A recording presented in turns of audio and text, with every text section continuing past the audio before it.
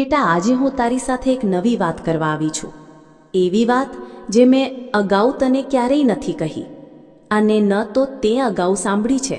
આ વાત તારા હૃદયની ઊંડાઈઓને સ્પર્શશે અને તને તારી જાત સાથે, તારી આત્મા સાથે અને મારી સાથે નવેસરથી જોડશે.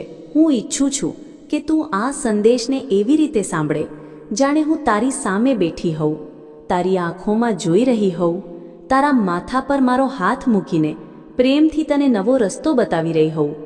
બેટા, આજે હું તારી સાચી ઓળખની વાત કરીશ. લોકો તને જેવો જુએ છે તે તું નથી.